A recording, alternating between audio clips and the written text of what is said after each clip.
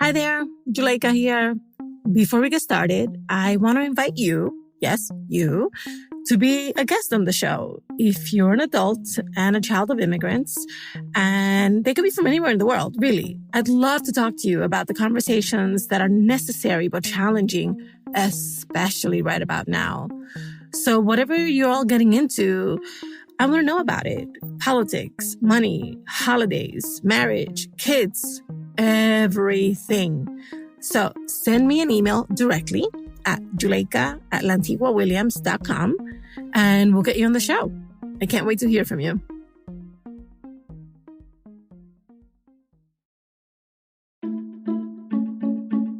Hi, everybody. Today we welcome Brenda. Brenda's parents, especially her dad, used to drink a lot when she was growing up. He would often get violent towards her mom. Though her dad doesn't drink anymore, the impact of this experience has stayed with Brenda. And as an adult, she's looking for answers from her family to help her heal. Let's get into it.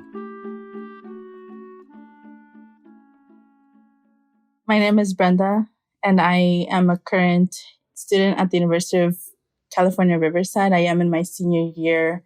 I identify as first generation. I am also undocumented. What I call mom and dad. In Spanish, ma and pa. In English, just mom and dad. I use both. When I realized that my dad was having a difficult time being able to control the amount of alcohol he would consume, which now I would classify as alcohol abuse or misuse. I don't know, maybe I was like 10 years old, but I remember because of the things he would do when he was under the influence. You know, he would be very violent, not necessarily towards me or my siblings, but more so towards my mom. I guess growing up, I associated alcohol with violence. It still shows up in different ways in my life. When I am with family, especially if my dad is present, I have a very difficult time being okay with alcohol consumption. Even if the person wasn't related to me, like I just had a very difficult time being able to manage that and be in that space. My dad doesn't drink anymore. That's the thing. He stopped drinking for a while. He actually wasn't the only one drinking. It was also my mom as well. I honestly had gotten to a point in high school where I was done. Like I was ready to leave because I didn't want to live in that environment anymore. And I couldn't understand for the life of me why it was that they were doing that. You know, going through community college was hard. And there was a lot of times where I didn't feel more like the moral support. And a lot of the times it was because you know, they were hungover or they wouldn't show up to award ceremonies or like they would promise me things and they wouldn't meet them. Now it's a lot better. He doesn't feel the need to do it, but it did take a long time. I don't drink myself. Right now I am in a committed relationship, and for me, a deal breaker would be for my significant other to drink. He hasn't done anything in particular for me to feel this way. But because I did grow up with it, I don't want it to be present in my relationships. Recently, I have tried to have conversations with my dad and mom about the situation. It hasn't been such a popular topic. You know, asking my dad, like, what was the reason behind, you know, you drinking and feeling like you had to get violent, right? And just put yourself in that danger, really, because like he is undocumented. And my fear was always, I don't want my dad to get deported. And so I'm going to do everything in my capacity to make sure that he doesn't step out of the door, make sure that he doesn't drive under the influence and hurt other people, right? It was difficult because in not letting him go, I was keeping him right in the household and he was doing the damage there. He doesn't really say much other than he doesn't understand why he used to consume alcohol in that extreme or abuse of it. All he knows is that he comes from a lineage of family members from his dad's side who have abused of alcohol and unfortunately have died from cirrhosis. I think it goes beyond that. He didn't have perhaps the best coping mechanisms. I guess his best way of maybe releasing the stress, of maybe releasing the grief that he carried, maybe even just, migrating, leaving his family behind, all of those things, all of those factors, what he resorted to was alcohol.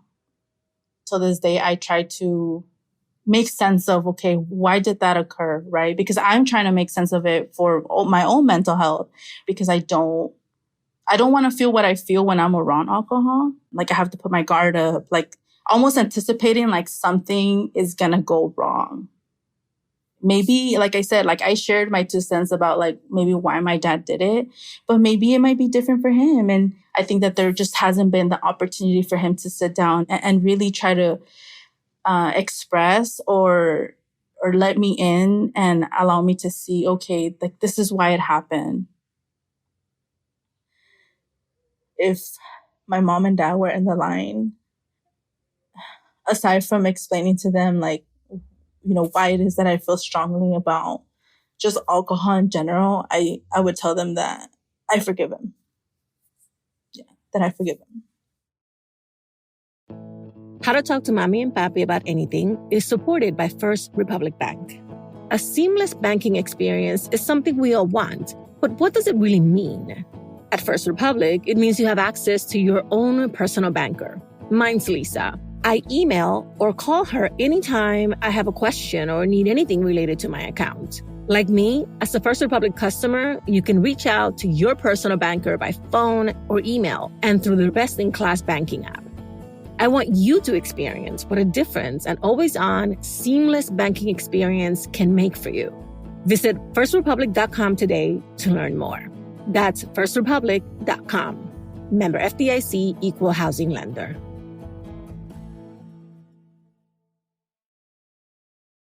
Juleka here. I'm so excited to tell you about LWC Studios' new show, How to Talk to High Achievers About Anything. We'll hear from Black and brown professionals who have reached levels of excellence that sometimes come with great personal and professional challenges. People who are looking for ways to keep leveling up. In 15-minute bi-weekly episodes, host Stevan Lewis, a licensed psychotherapist and coach, offers feedback and strategies on a range of topics, like the pressures of being an entrepreneur, the struggle to stay motivated, and the cost of fitting in.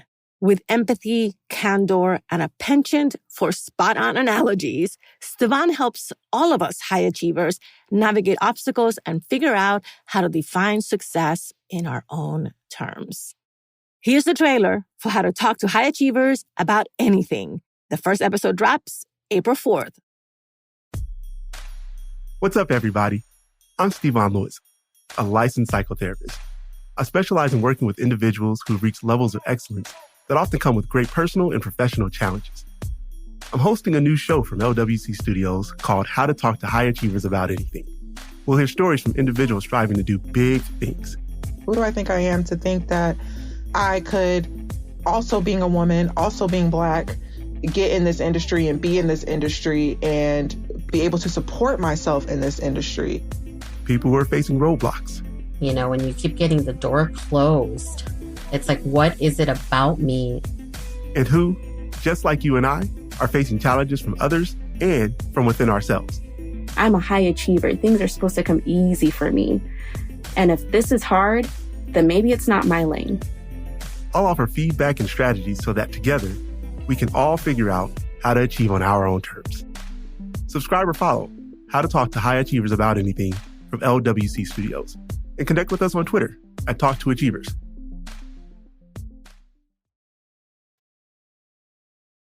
Brenda's story made me think about the wide-ranging impact of substance abuse in a family and how the effects can be felt long after recovery. Her story also made me wonder about whether there is ever a good time to bring up substance abuse in our families. As first gens, what can we do to help ourselves and help our loved ones process these experiences? To help us figure it out, I did what I always do. I called in an expert. So my name is Katheryn Perez, and I am a licensed marriage and family therapist in California. I am the owner and founder of Perez Family Therapy, a virtual practice for people of color.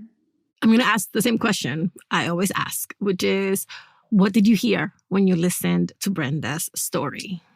I heard a lot of pain from a daughter that has struggled from witnessing her family, her parents, mom and dad, using alcohol, and really a lot of pain in her voice, right? And I think one of the things that we often don't realize is how substance use really affects the entire family unit, from the youngest to the oldest family member, in many different ways. Can you dig a little deeper on that? How does substance abuse, for example, affect the children of the adults who might be suffering from substance abuse? So usually, let me give you an example. I think giving an example is the best way. With substance use, many parents can usually be very neglectful, right? They can be emotionally absent, unfortunately, because of the addiction. So parents can be quite absent from the lives of their kids, which usually leaves the kids to kind of fend for themselves. And when they grow up to be adults in their adult relationships, they tend to repeat some of these behaviors. So they really struggle with communicating, whether it's advocating for themselves, whether it's having healthy relationships, having healthy communication skills, being able to set boundaries for themselves, because a lot of the things that their parents were supposed to provide them with or were supposed to teach them, they were not able to provide that for them.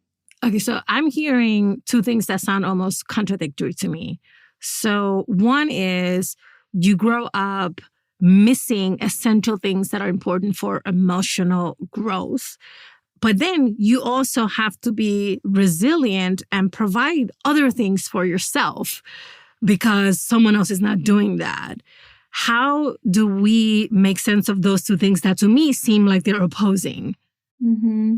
So unfortunately, that is one of the, I would say, it is resiliency, right? That's one of the factors that unfortunately a lot of young adults and even children have to deal with when you do have parents that are not emotionally present for you. You have to somehow figure that out on your own, right?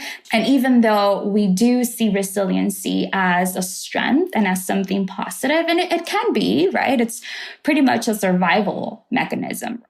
As children, if you don't have anyone else guiding you, any other adults guiding you and showing you other healthier coping skills, you do have to become resilient. You do have to sometimes even figure out how to kind of soothe yourself or do your own homework. Or if you have other siblings, you have to pretty much take care of your own self. So it does become very difficult, but also emotionally draining.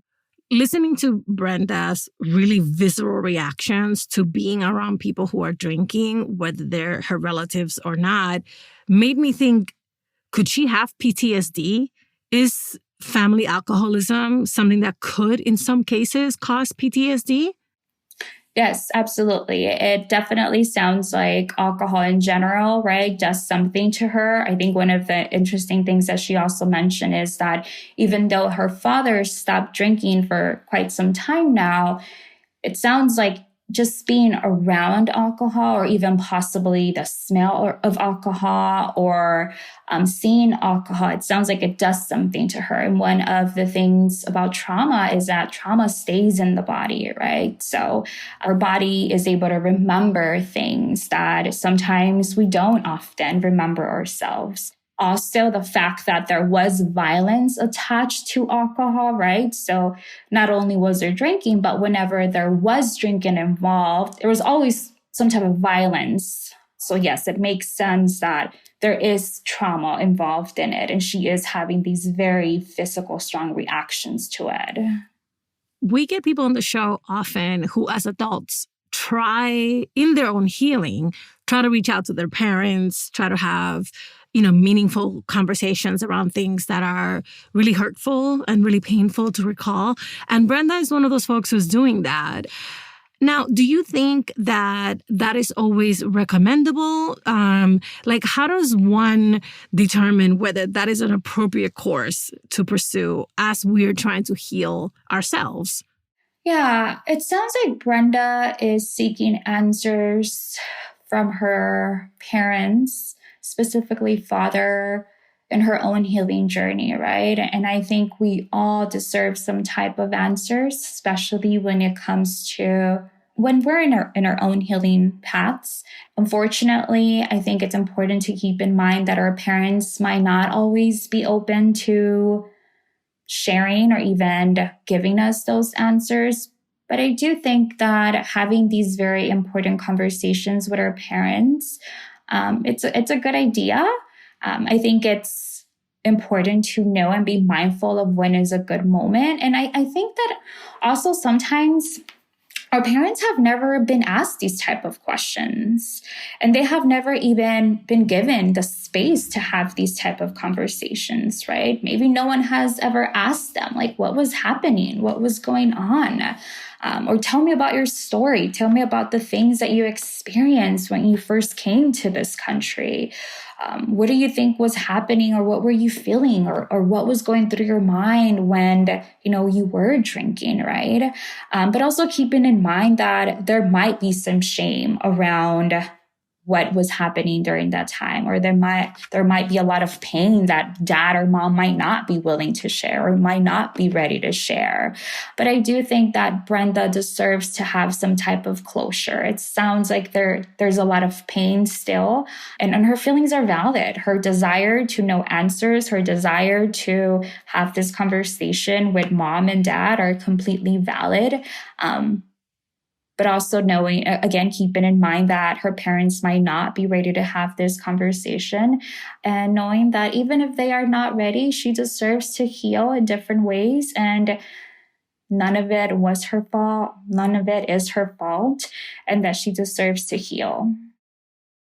For those of us who are currently living with or close to a relative who we think has a substance abuse problem, what are some ways that we can help, support, even broach the subject of getting help or offering help with them? How do we begin?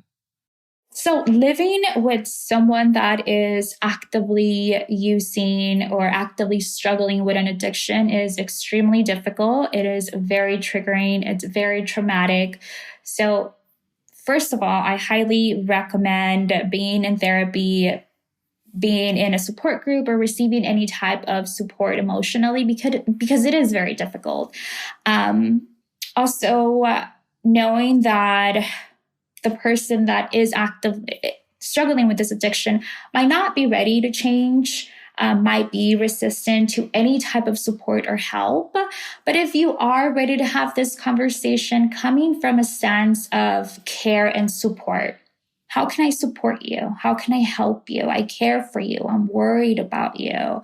What can we do together to help you through this process? So really staying away from words that might feel shameful, that might make this person feel bad or feel embarrassed, because the minute that we make this person feel embarrassed or make them experience any type of shame, that's the minute that all doors will immediately close, right? No one wants to struggle with addiction. No one wakes up any day, right? And just chooses to struggle with addiction. So keeping that in mind, that there's a reason why someone is struggling with addiction.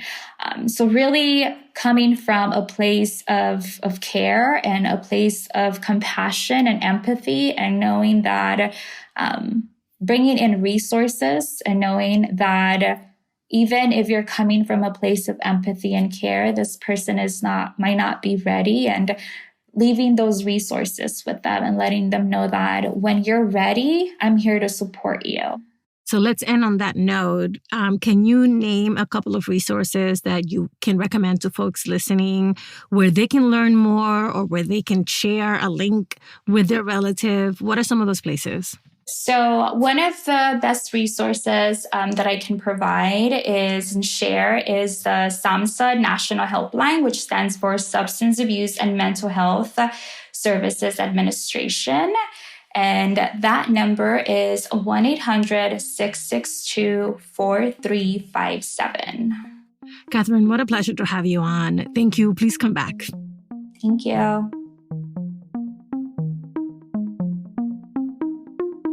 All right.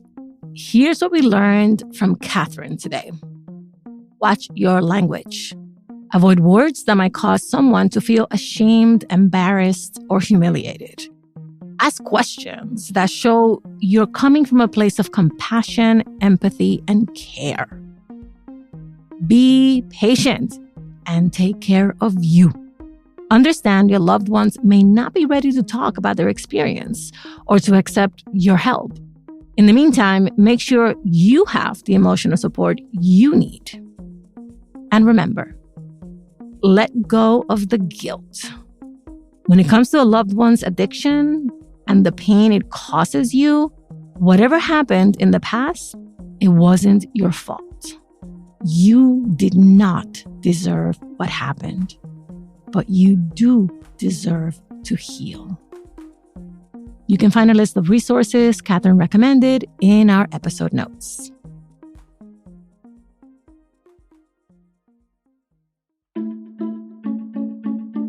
Thank you for listening, and thank you for sharing us.